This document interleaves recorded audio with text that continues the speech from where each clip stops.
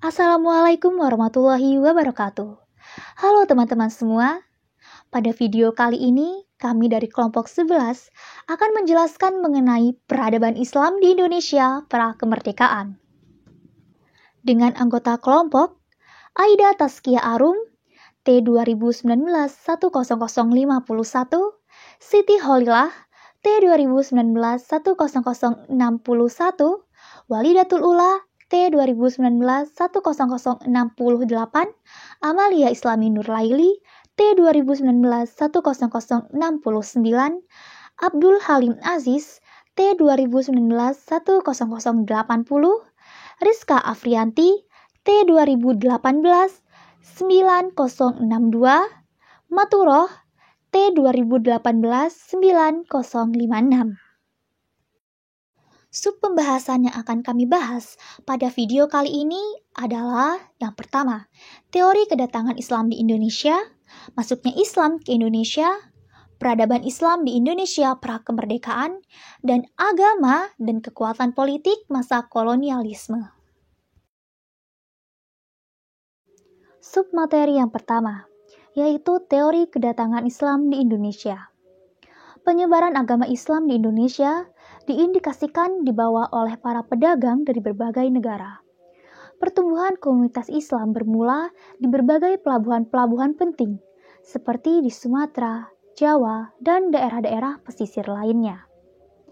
Dari sanalah muncul kerajaan-kerajaan Islam yang pertama berdiri di daerah pesisir, seperti Kerajaan Samudra Pasai, Aceh, Demak, Banten, dan Cirebon. Secara umum, terdapat 4 teori besar tentang asal-usul penyebaran Islam di Indonesia, yaitu teori Gujarat, teori Mekah, teori Persia, dan teori Cina. Keempat teori ini akan memberikan jawaban tentang permasalahan waktu masuknya Islam ke Indonesia. Teori yang pertama adalah teori Gujarat.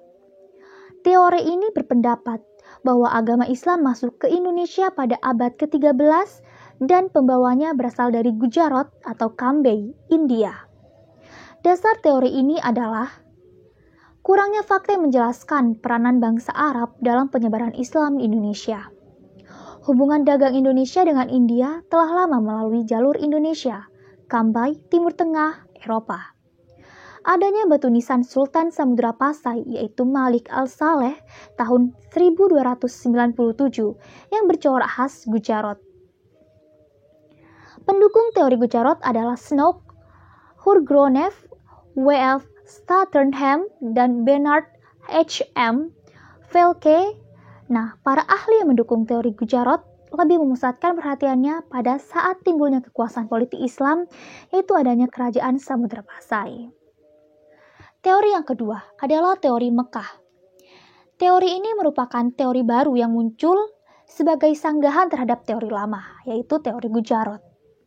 Teori Mekah berpendapat bahwa Islam masuk ke Indonesia pada abad ke-7 dan pembawanya berasal dari Arab atau daerah Mesir.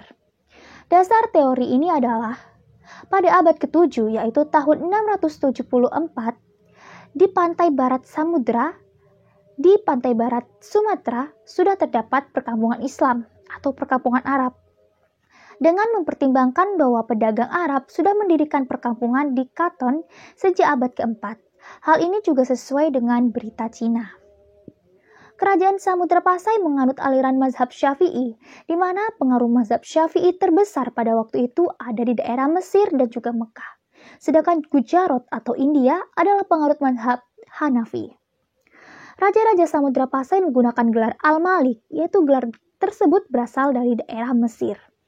Pendukung teori Mekah ini adalah Hamka, Van Leer, dan T.W. Arnott. Para ahli yang mendukung teori ini menyatakan bahwa pada abad ke-13 sudah berdiri kekuasaan politik Islam. Jadi masuknya Islam ke Indonesia terjadi jauh sebelumnya, yaitu pada abad ke-7. Teori yang ketiga adalah teori Persia. Teori ini berpendapat bahwa Islam masuk ke Indonesia pada abad ke-13 dan pembawanya berasal dari Persia atau daerah Iran tepatnya. Dasar teori ini adalah kesamaan budaya Persia dengan budaya masyarakat Islam di Indonesia, seperti Peringatan 10 Muharram atau Asyura atas meninggalnya Hasan dan Husain, cucu Nabi Muhammad, yang sangat dijunjung oleh orang-orang Syiah atau Islam Iran. Di Sumatera Barat, peringatan tersebut dengan upacara tabwik atau tabut, sedangkan di Pulau Jawa ditandai dengan pembuatan bubur syuro. Lalu persamaan yang lain, kesamaan ajaran sufi yang dianut Syekh Siti Jenar dengan sufi dari Iran, yaitu Al-Halaj. Lalu persamaan yang terakhir adalah penggunaan istilah bahasa Iran dalam sistem mengeja huruf Arab untuk tanda-tanda bunyi harokat. Dan teori yang terakhir adalah teori Cina. Teori ini sangat lemah, namun kemungkinan membawa Islam ke Indonesia sangat besar. Jika dibilang menyebar Islam adalah banyak mereka para wirausahawan, hubungan dagang antara Cina, Arab, dan lainnya. Bahkan ketika Cina dipimpin Kubilai Khan, akhir abad ke-13, Islam dijadikan agama resmi. Sedangkan Cheng Ho merupakan duta Cina untuk mengembalikan nama besar Cina setelah dipermalukan oleh Mongol. Ada 36 negara. Sejarah masuknya Islam ke Indonesia. Pada tahun 30 Hijriah atau 650 Masehi hanya berselang sekitar 20 tahun dari wafatnya Rasulullah SAW.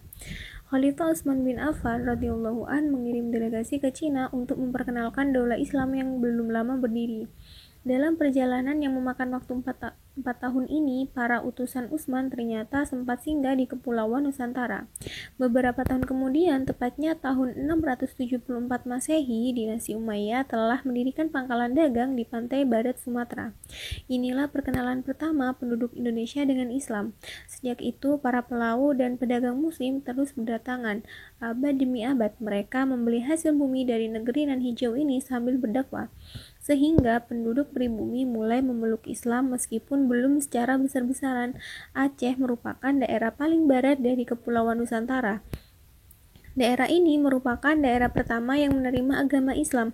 Bahkan di Aceh lah kerajaan Islam pertama di Indonesia berdiri, yakni Kerajaan Pasai. Berita dari Marco Polo menyebutkan bahwa pada saat persinggahannya di Pasai tahun 692 Hijriah atau 1292 Masehi, telah banyak orang Arab yang menyebarkan Islam. Kemudian dari Ibnu Battutoh atau penggembara muslim dari Maghribi yang ketika singgah di Aceh tahun 746 Hijriah atau 1340 Masehi menuliskan bahwa di Aceh telah tersebar mazhab Syafi'i. Sampai dengan abad ke-8 Hijriah atau 14 Masehi belum ada pengislaman penduduk pribumi Nusantara secara besar-besaran.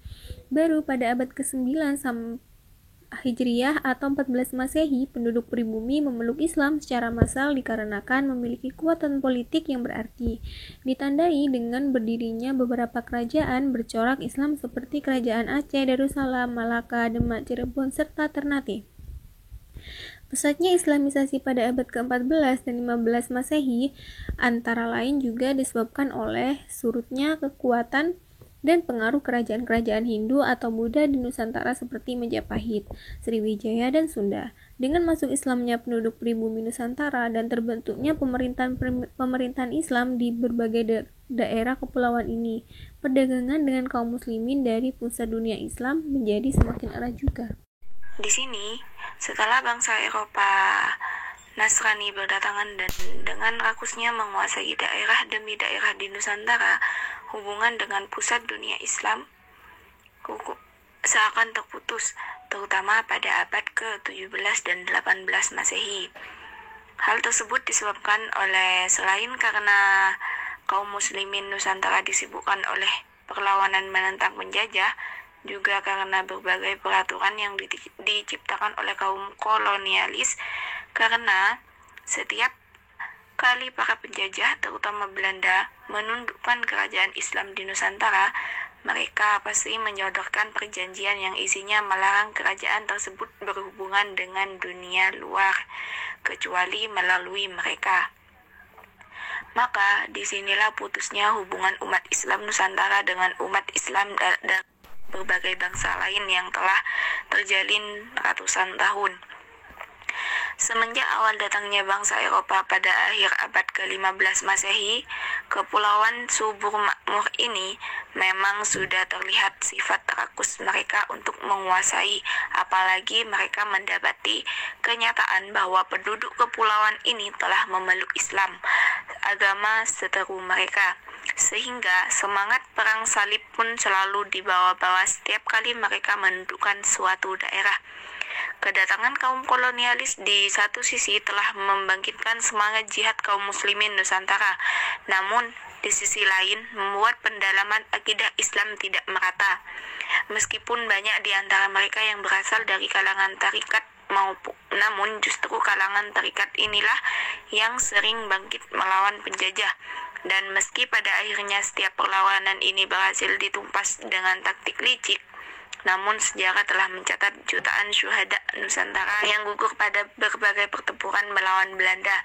Sejak perlawanan kerajaan-kerajaan Islam di abad 16 dan 17 seperti Malaka yakni Malaysia, Sulu yakni Filipina, Pasai, Banten, Sunda Kelapa, Makassar, Ternate, hingga perlawanan para ulama di abad 18 seperti Perang Cirebon atau Bagus Serangin, Perang Jawa yakni Diponegoro, Perang Padri yakni Imam Bonjol, dan Perang Aceh yakni Teuku Umar. Peradaban Islam di Indonesia pra-kemerdekaan. Nah, yang pertama itu birokrasi keagamaan. Jadi, pertumbuhan komunitas Islam di Indonesia itu bermula di berbagai pelabuhan-pelabuhan penting. Nah, seperti di Sumatera, Jawa, dan pulau lainnya. Hal ini dikarenakan penyebaran Islam di Indonesia pertama-tama dilakukan oleh para pedagang. Jadi, kerajaan-kerajaan Islam yang pertama berdiri juga di daerah pesisir, seperti Samudra Pasai, Aceh, Demak, Banten, dan Cirebon, Ternate, dan Tidore. Nah, dari sana kemudian Islam itu menyebar ke daerah-daerah sekitar. Di samping itu juga merupakan pusat-pusat politik dan perdagangan. Jadi ibu kota kerajaan itu juga merupakan tempat berkumpul para ulama dan mubalik Islam. Di Aceh, raja-raja itu mengangkat para ulama sebagai penasehat dan pejabat di bidang keagamaan. Nah, kedudukan ulama sebagai penasehat raja tidak hanya di Aceh saja, akan tetapi juga terdapat di kerajaan-kerajaan Islam lainnya. Di samping sebagai penasehat raja, para ulama ini juga duduk dalam jabatan-jabatan keagamaan yang tingkat dan namanya berbeda-beda antara satu daerah dengan daerah lainnya. Jadi ulama itu sangat berperan. Di samping sebagai penyebar agama juga berpartisipasi dalam bidang pendidikan. Nah, ada dua cara yang dilakukan oleh para ulama terkait dengan bidang pendidikan. Yang pertama itu, mereka membentuk kader-kader ulama yang akan bertugas sebagai mubalik ke daerah-daerah yang lebih luas. Nah, jadi cara ini tuh dilakukan di dalam lembaga-lembaga pendidikan Islam yang dikenal dengan pesantren atau langgar. Nah, itu disebutan di Jawa, Dayah di Aceh, dan Surau di Minangkabau. Jadi, waktu belajar mereka itu diatur sesuai dengan kondisi pesantren masing-masing. Nah, yang kedua itu, yang dilakukan ulama adalah melalui karya-karya yang tersebar dan dibaca di berbagai tempat yang jauh. Jadi, karya-karya tersebut mencerminkan perkembangan pemikiran dan ilmu keagamaan di Indonesia pada masa itu. Selanjutnya yaitu politik. Sekitar abad 14, umat Islam di Nusantara berhasil membentuk suara pemerintahan yang bercorak Islam. Namun, dalam hal-hal tertentu belum sepenuhnya bercorak Islam, melainkan adanya perpaduan antara corak Indonesia sebagai pengaruh dari corak pemerintahan agama lama dengan corak yang dibawa agama Islam. Perkembangan selanjutnya, banyak bermunculan negara-negara Islam dalam bentuk kerajaan. Pada saat itu, kerajaan-kerajaan Islam yang telah tumbang dan muncullah pemerintahan rezim dengan menamakan dirinya sebagai pemerintahan Hindia Belanda. Peranan umat Islam Dalam politik, pemerintahan tidaklah berhenti di situ saja, melainkan mereka masih memperjuangkan agama Islam. Secara formal terdapat kaum muslimin yang turut serta duduk dalam jajaran pegawai.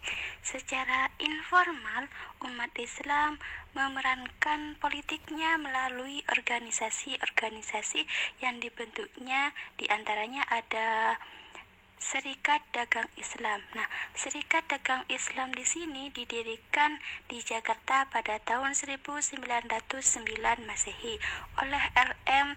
Tirto di Surya, yaitu sebagai seorang persoalan dagang yang didasarkan pada corak baru dan ide baru. Nah, 2 tahun berikutnya dibentuk pula cabangnya di Bogor, yaitu SDI. Itu bercorak kooperasi dengan tujuan untuk merobohkan monopoli saudagar bangsa Tiongkok. Selanjutnya yang kedua ada Serikat Islam atau disebut dengan SI. Nah, Serikat Islam ini didirikan di Solo pada tanggal 11 November 1911 oleh seorang pedagang muslim, Haji Sumanhudi. Nah, Serikat Islam di sini tumbuh dari organisasi yang mendahulinya yang bernama Serikat Dagang Islam. Jadi berubah nama dari SDI ke SI menjadi organisasi ini mempunyai perubahan besar, yaitu orientasi dari komersial ke politik. Nah, organisasi ini muncul disebabkan oleh 2 hal. Yang pertama ada daya dorong ekonomi.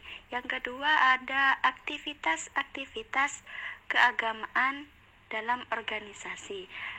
Selanjutnya ada Majelis Islam ala Indonesia. Nah, Majelis Islam ala Indonesia ini komunikasi yang kurang baik di antara organisasi Islam tidak jarang membawa pergesekan dan bahkan konflik di antara umat Islam. Seni dan arsitektur. Dalam seni arsitektur, terutama dalam bangunan sarana peribadatan seperti masjid, mushola, bahkan rumah-rumah di Indonesia banyak yang berseni Islam, seperti terdapatnya tulisan Arab atau kaligrafi Islam yang terpanjang pada bangunan-bangunan rumah-rumah penduduk dan sebagainya. Selanjutnya adalah agama dan kekuatan politik pada masa kolonialisme. Pada awal abad 20 Masehi, penjajahan Belanda mulai melakukan politik etis atau politik balas budi yang sebenarnya adalah hanya membuat lapisan masyarakat yang dapat membantu mereka dalam pemerintahan di Indonesia. Strategi perlawanan terhadap penjajah pada masa ini lebih kepada bersifat organisasi formal daripada dengan senjata. Tokoh Serikat Islam yang terkenal yaitu Khos Cokro-Minoto yang memimpin organisasi tersebut pada usia 25 tahun. Kaum priai yang karena memegang maka diusir sehingga hanya menjadi rakyat biasa. Dakwah Islam di Indonesia terus berkembang dalam institusi seperti lahirnya Nahdlatul Ulama, Muhammadiyah, Persis, dan lain-lain. Lembaga keislaman tersebut tergabung dalam MAI atau yang dikenal dengan Majelis Islam ala Indonesia, yang kemudian berubah nama menjadi Masyumi atau yang disebut dengan Majelis Syura Muslimin Indonesia, yang anggotanya adalah para pimpinan institusi keislaman tersebut. Di masa pendudukan Jepang, dilakukan strategi yang memecah belah kesatuan umat oleh pemerintah Jepang dengan membentuk Kementerian Sumubu atau yang Sumubu di Departemen Agama. Jepang meneruskan strategi yang dilakukan Belanda terhadap umat Islam.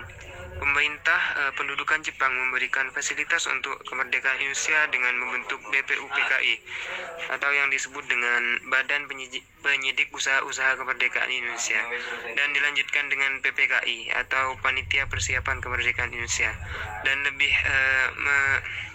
mengerucut lagi menjadi Panitia 9 atau panitia yang merumuskan Piagam Jakarta pada tanggal 22 Juni 1945. Mungkin hanya itu penyampaian dari kelompok kami. Jika ada kata-kata yang salah itu datangnya dari setan, kami hanya menyampaikan. Jika ada kata-kata yang benar datangnya dari Allah Subhanahu wa taala. Kami mohon maaf sebesar-besarnya. Wallahul muwaffiq ila aqwamit thoriq. Wassalamualaikum warahmatullahi wabarakatuh. Matur sekalangkong.